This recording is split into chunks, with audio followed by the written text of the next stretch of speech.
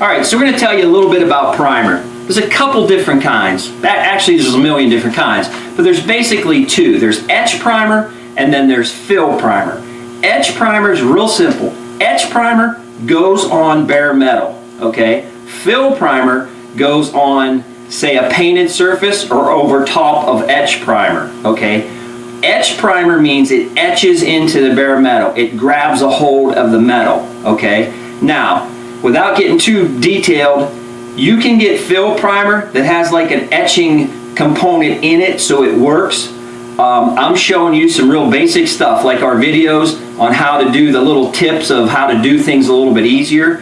What I'm showing you will work perfect. It's how we do stuff here.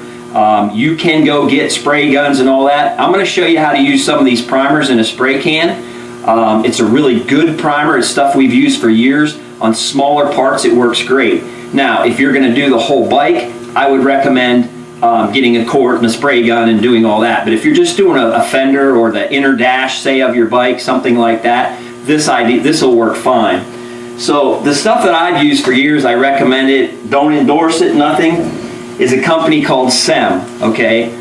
The body shop stores sell this. You can't buy this in Lowe's, or you can't buy this, I don't think, in like an AutoZone type place. You got to go to a store that specializes in body shop supplies. But SEM brand is really good stuff. And I don't know if you can see here, this is a self-etching primer, okay? You can get it in various colors, black, gray, green, I think it might be in rose, and then like a tan color. Okay, here's the green version. It's like an army, sort of an army green, drab green. Okay, the difference, why would you use different color primers? Okay, two reasons.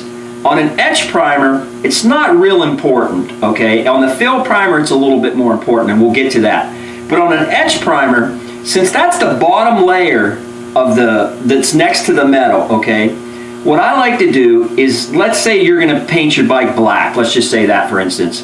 You don't want to use a green etch primer. You don't want to use a white, because what will happen down the road is you're probably going to get a chip. If you're doing a fender, a lower spoiler or something, you're going to get a chip.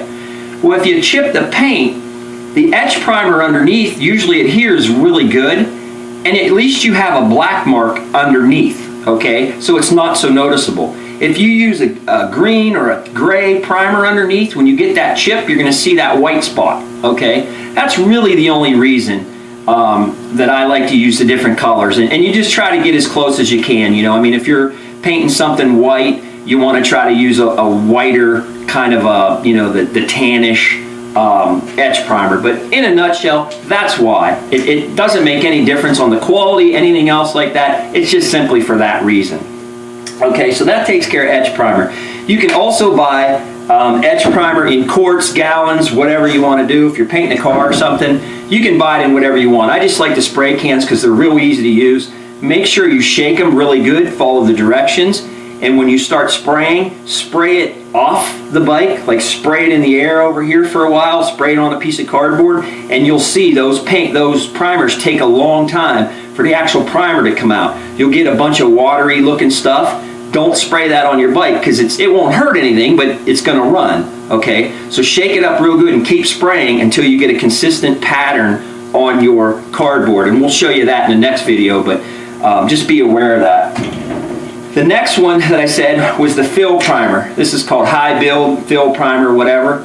What this does, this fills in all the little scratches type things. Okay, you can sand this pretty easy, wet sand it, dry sand it, 320 at 180, whatever you need to do. Okay, the etch primer, you really don't sand that. You don't want to sand that. You want to put it on as smooth as you can, then you go over top of it once it dries with fill primer. Okay, same thing. You can get these in all the colors. They got a rose, tan, gray, black.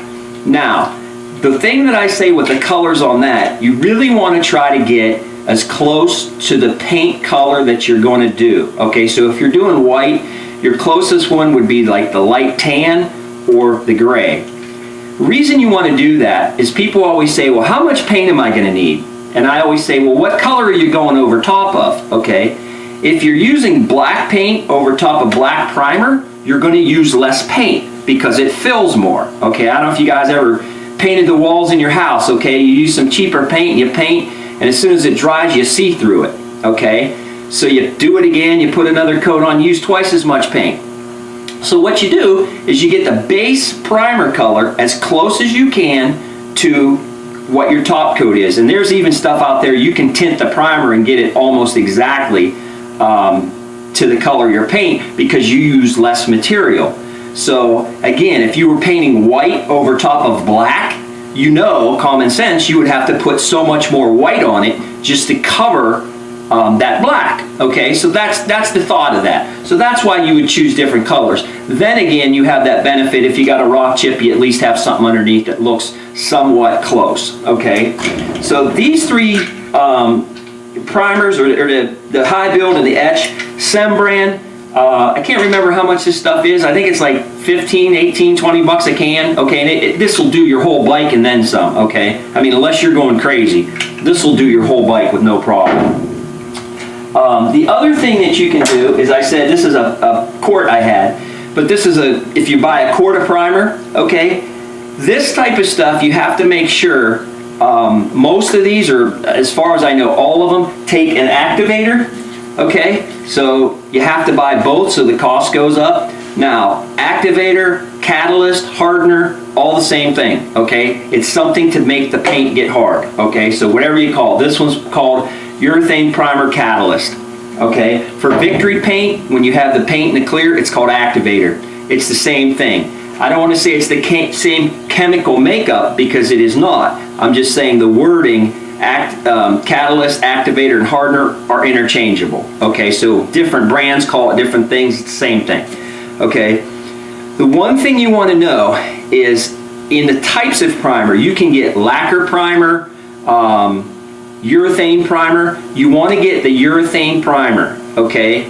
The lacquer stuff is really cheap, and I know some of you guys are going to want to cheap out. You will absolutely see a mess when you paint it, okay? Lacquer primer shrinks really bad. If you remember, you guys might have ever heard of spot putty, okay? That was basically primer in a tube that wasn't thinned down. So when you put it on there, you did it, it looked great. A week from now, you paint your car, you come back and you see the crack. It's because it shrunk, okay? So you see the mark in there. Don't use lacquer primer, even to save money, okay? Use urethane primer. Urethane primer generally, as far as I know, I can't think of any, but as far as I know, always has the activator hardener with it, okay? It's more money, but it won't shrink. It's made for the newer style paint, which is the urethane stuff. Old days, you started out with lacquer.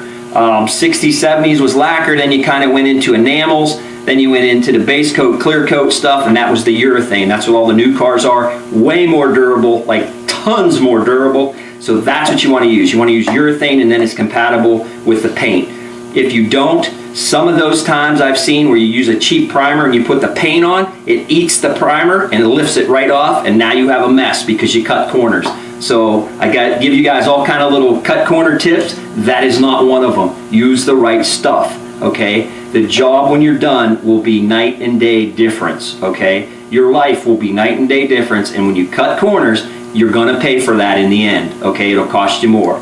So with the primers, you have just a spray gun. You know, when you have this, you need the spray gun instead of the can, obviously. So you need a spray gun, so you got some costs there.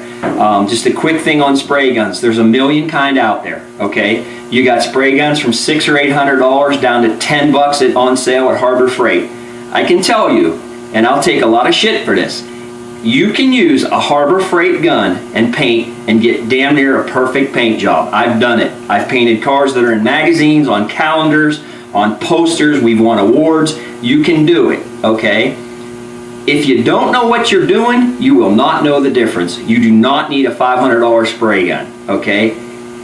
If you know what you're doing, you will absolutely see a difference between a $500 spray gun and a Harbor Freight one. You will see the difference. It will still work perfect for you, so don't go crazy with spray guns, okay? The last thing with this kind of stuff is with the paint, you get strainers, okay, and you get sticks. Usually when you buy the paint at the paint store, they give you this stuff. If not, I just recommend going down and getting them. Most places will probably give them to you, but you need to stir, you know, to stir up the primer, shake it good by hand, and then stir it really good. Make sure you stir it. Don't think it's good enough, stir it good, okay? The strainer simply goes in the spray gun, and then you pour the paint through here, and it's super fine, and it gets out any little chunks, any dirt, any of that kind of stuff. I can tell you on primer, I've never used one of these because you're going to sand it off, so it really doesn't matter. But what happens a lot of times, and even on the paint, you put the lid back on, you have a little bit of crusty stuff here, you take the lid off the crusty stuff, and you go like that and pour it in your spray gun, and all the crusty stuff falls in your spray gun, okay? Use a paint strainer, pour it through there first, let it strain. Like I say, even if you have to buy a pack of these, they're only a couple dollars and not a lot of money. It'll save you headache of when you're painting and that blows a piece of shit out in your paint job. Now you got a mess, okay? Couple dollar strainer, again, saves you the money. On the spray gun, I talk about a Harbor Freight one. This is a Harbor Freight one. Almost all spray guns now are HVLP, high volume, low pressure.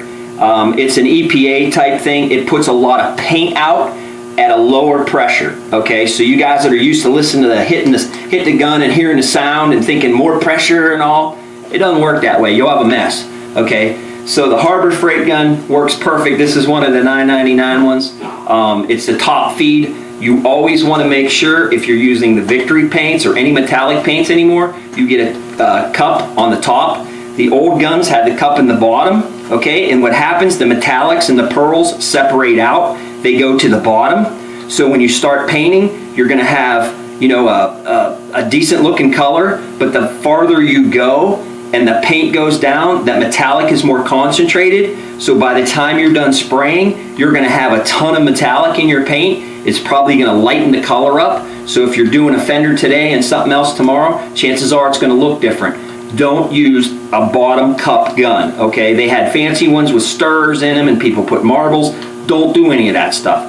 Get one of these guns so all the metallic's constantly flowing out into the paint, and the paint will be consistent, because if you don't, you guarantee you will change the color of your paint. Okay, so that's a cheap gun. This is like a $500 gun. You can see I use this one way more. I probably should clean it better, but not much difference. Bigger, the internals are better, the clearances are better. It does spray better.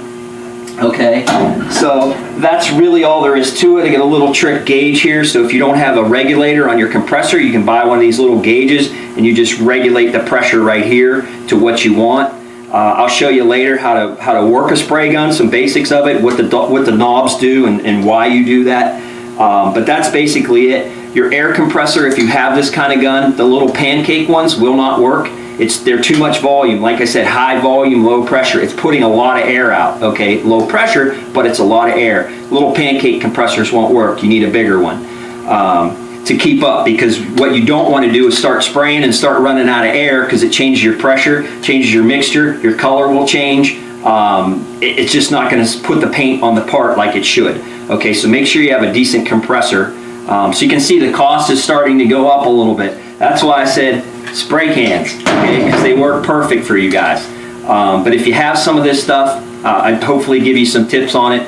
And if you don't, you just wonder, how do you paint something? That's why we're doing this. So any of these guns will work, but we'll come back and show you that here in a little bit. So the next thing we'll talk about is some of the paint stuff as soon as we come back.